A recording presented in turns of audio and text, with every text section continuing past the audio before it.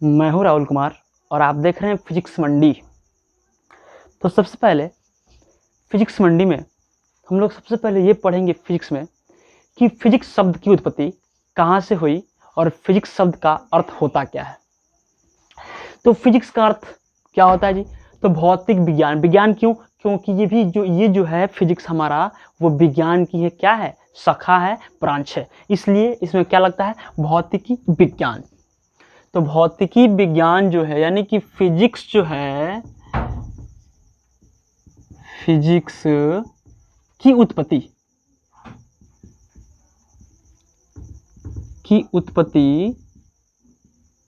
कहाँ से हुई? फिजिक्स शब्द की उत्पत्ति कहाँ से हुई? तो फिजिक्स शब्द की उत्पत्ति हमारा जो है वो हुआ है फ्यूसिस शब्द से। फ्यूसिस, चाहे आपको ये भी देगा फ्यूजिस, ये भी देता है, फ्यूजिस या फ्यूसिस देता है। तो फ्यूजिस और फ्यूसिस जो है इसका अर्थ क्या होता है? तो फ्यूजिस और फ्यूसिस शब्द का अर्थ होता है प्रकृति। प्रकृति होता है, प्रकृति यानी कि नेचर। नेचर क्या? फ्यूसिस जो होता है, फ्यूसिस या फ्यूजिस, उसका मतलब होता है प्रकृति, और प्रकृति का मतलब क्या होता है? नेचर। तो नेचर जो होते हैं, जो प्राकृतिक होते हैं, जितनी प्राकृतिक सामग्री होती है, समान होती हैं, वो जो बनता है वो बनता है द्रव्य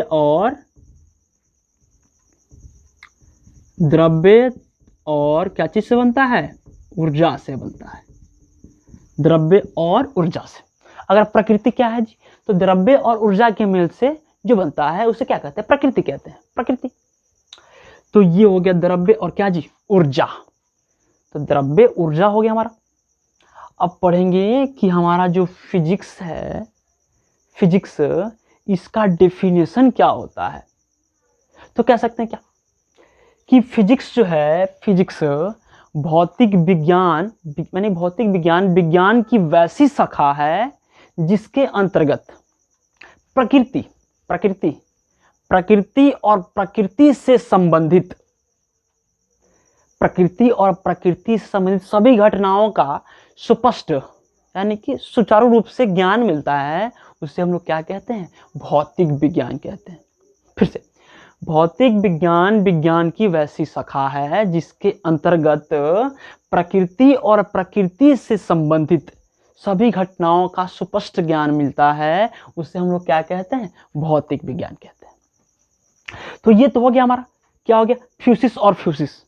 और हम बता दिए कि भौतिक विज्ञान का डेफिनेशन क्या होता है। अब देख लिए कि प्रकृति जो होता है वो क्या चीज होता है? द्रव्य और ऊर्जा। और द्रव्य ऊर्जा का मतलब ये है कि द्रव्य जो होता है वो होता है दृश्य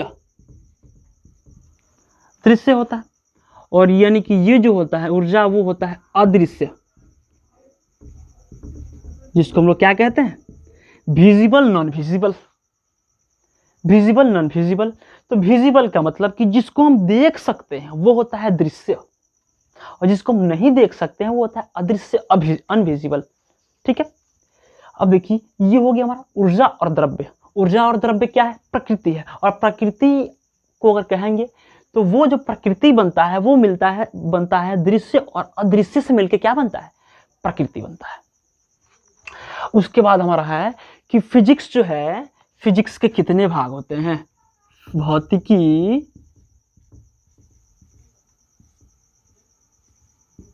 के प्रकार। भौतिकी जो होते हैं वो होते हैं दो प्रकार के। भौतिकी जो होते हैं वो होते हैं दो प्रकार के। पहला होता है एंशिएंट फिजिक्स, और दूसरा होता है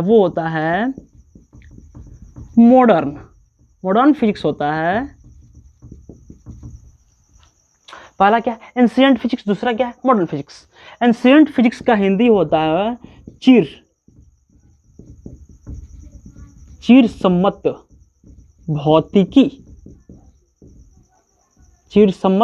भौतिकी। दूसरा होता है आधुनिक भौतिकी।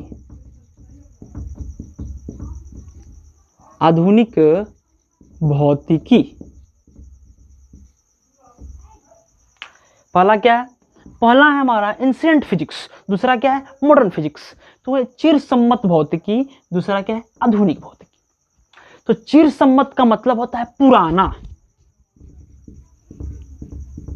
पुराना, और ये जो होता है मॉडर्न का मतलब ही क्या होता है, आधुनिक मतलब नया, नया, पुराना और नया। तो इसका डेफिनेशन क्या होता है, इसको कह सकते हैं, यानी कि इसको क्या कहेंगे, जो पुराना है वो उसके क्या कहेंगे, जो पुराना फिजिक्स है उसको कहेंगे एंशिएंट फिजिक्स, चिर सम्मत भौतिकी, और जो नया वाला है उसको आधुनिक भौतिकी, यानी कि जो नया वाला है।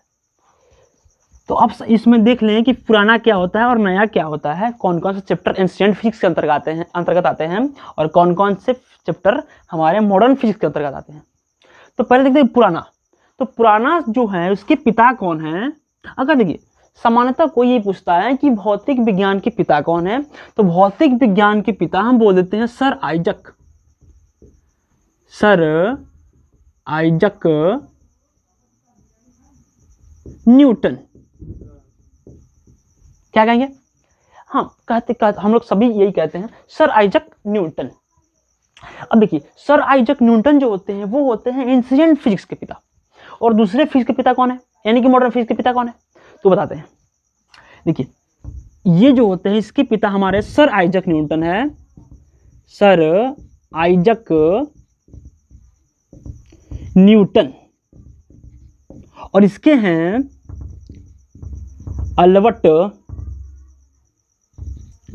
अल्बर्ट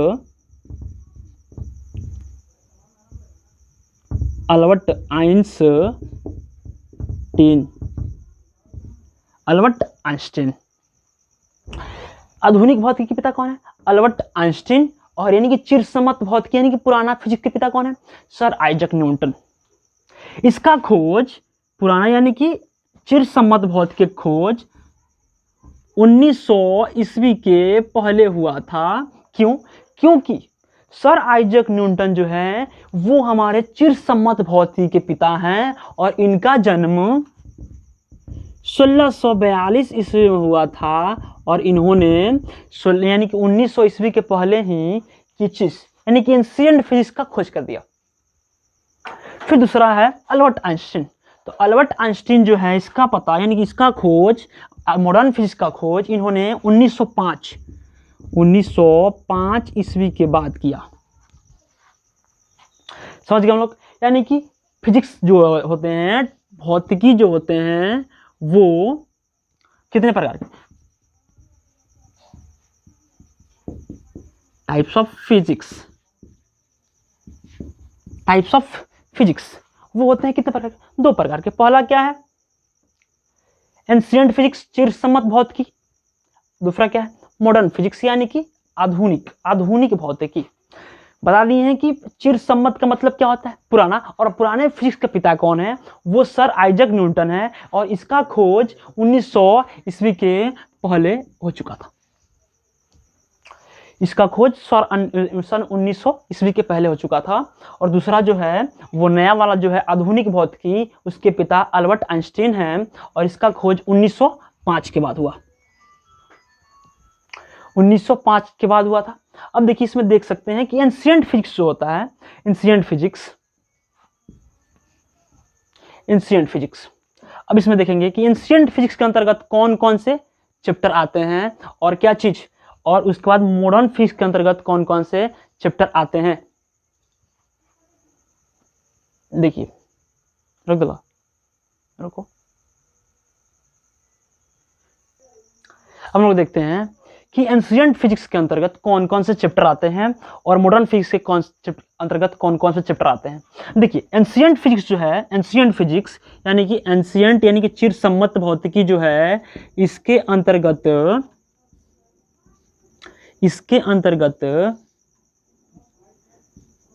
बहुत से चैप्टर आते हैं।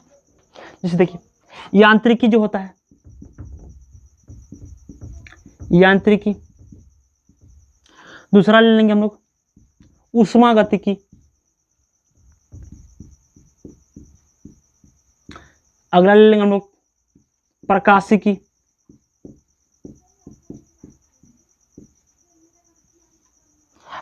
ले लेते हैं हम लोग, और अगला भी ले सकते हैं हम लोग उष्मा गतिकी तो हो गया, उष्मा यानी गतिकी ले लिए हम लोग, स्थिर भौतिकी गौड़ा मिटाओ, प्रकाशिकी हो गया। उसके बाद है स्थिर वैद्युतिकी, स्थिर वैद्युतिकी। ये सब चैप्टर जो होते हैं वो आते हैं एंशिएंट फिजिक्स के अंतर्गत। देखिए यांत्रिक जैसे हो गया, इसमें आते हैं बल, गति, गति के नियम,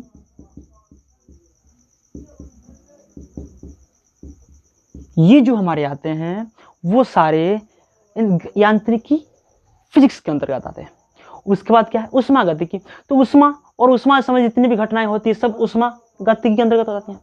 अगला क्या है प्रकाशिकी, तो प्रकाशिकी जो है ऑप्टिक्स, इसके अंतर्गत हमारे प्रकाश और प्रकाश से संबंधित जितनी भी घटनाएं हैं सब क्या चीज के अंतर्गत प्रकाशिकी के अंतर्गत आते हैं। अगला क्या है स्थिर वैद्युतिकी। स्थिर वैद्युतिकी का मतलब कि जितने भी स्थिर आवेशों के बारे में हम लोग अध्ययन करते हैं ये सब हमारे स्थिर वैद्युतिकी के अंतर्गत आते हैं। अगला क्या है आधुनिक भौतिकी, तो आधुनिक भौतिकी के जो भाग हैं वो देख लेते हैं हम लोग। इसको समझने का तरीका ये है कि परमाणु,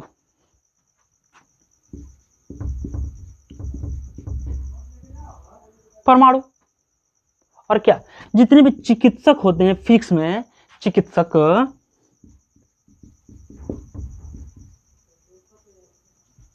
यानी कि क्या लिख सकते हैं परमाणु अणु, अगर फिजिक्स में मिले तो कहेंगे कि ये जितने भी हमारे टॉपिक हैं, जितने भी चैप्टर हैं वो क्या चीज आधुनिक भौतिकी के अंतर्गत आते हैं। और आधुनिक भौतिकी पिता हमारे अल्बर्ट आइंस्टीन है और इसका खोज 1905 के बाद हुआ था। ठीक है, हम लोग समझ गए सबसे पहले क्या है। अब देखिए फिजिक्स का जो भी हमारा पार्ट है यहाँ खत्म हुआ। अब देख सकते हैं हम लोग फिर से हम आप लोग बता देते हैं कि जो फिजिक्स जो है, फिजिक्स किसे कहते हैं, तो भौतिक विज्ञान जो है विज्ञान की वैसी शाखा है जिसके अंतर्गत क्या चीज प्रकृति और प्रकृति से संबंधित सभी घटनाओं का सुस्पष्ट ज्ञान मिलता है। अब देखिए सुस्पष्ट ज्ञान जो होता है, फिजिक्स एक ऐसा सब्जेक्ट है जिसमें किसी भी चीज को हम सुस्पष्ट ज्ञान प्राप्त कर सकते हैं। इसलिए अब देखिए कैसे, जैसे हम ले लेते हैं कि यहाँ से पृथ्वी और चंद्रमा, अच्छा सूर्य की दूरी लेना है तो हम इसको फीता से यानी कि कोई भी डायमीटर से नहीं, माने किसी भी चीज से नहीं माप सकते हैं। इसको हम लोग माप सकते हैं किससे, तो फिजिक्स का ही एक भाग है प्रकाश वर्ष, लाइट ईयर जिसको कहते हैं, उससे हम लोग इसको क्या करते हैं मापते हैं। यही एक फिजिक्स जो है ये वही यानी कि एक ऐसा सब्जेक्ट है ये, हाँ चलिए फिजिक्स ये ऐसा है कि इसको हम किसी भी दूरी की कोई भी दूरी जिसको हम नहीं माप सकते हैं वो फिजिक्स की सहायता से माप सकते हैं।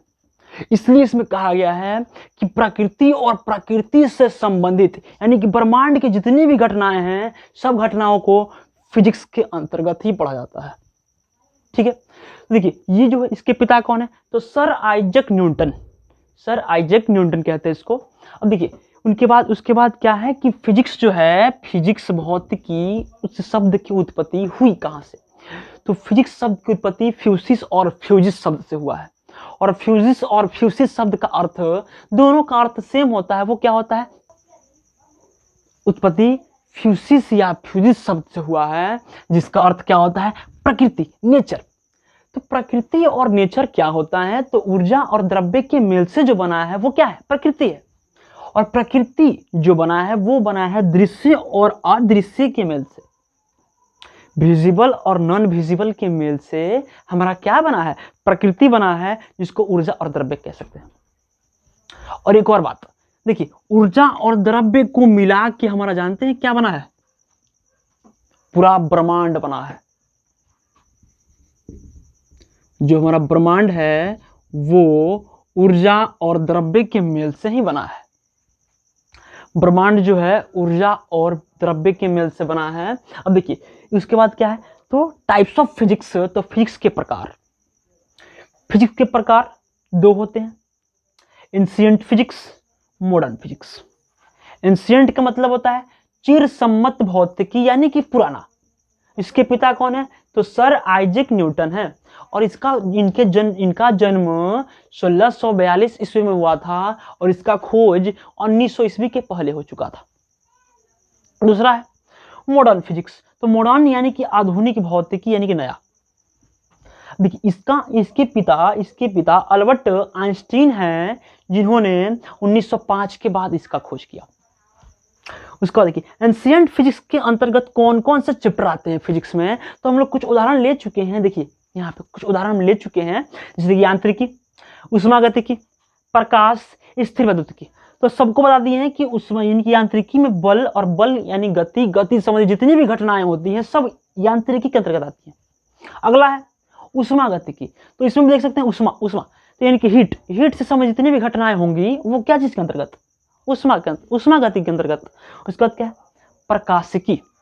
तो प्रकाशिकी जो है इसके अंतर्गत क्या पढ़ते हैं हम लोग, तो प्रकाश की चाल, अपवर्तन, परावर्तन, ये सब जितने भी टॉपिक हैं ये सब पढ़ते हम लोग प्रकाशिकी वैद्युतिकी। स्थिर वैद्युतिकी जो होता है इसको कह सकते हैं कि ये जो होता है ये भौतिक विज्ञान की वैसी शाखा है जिसके अंतर्गत स्थिर आवेशों के बारे में अध्ययन किया जाता है, उसे क्या कहते हैं, स्थिर वैद्युतिकी। कौन कौन से भाग हैं, तो परमाणु, अणु, चिकित्सक, ये सब जितने भी चैप्टर को मिल जाए परमाणु अणु से संबंधित उसको क्या कहेंगे कि ये क्या है, आधुनिक भौतिकी है।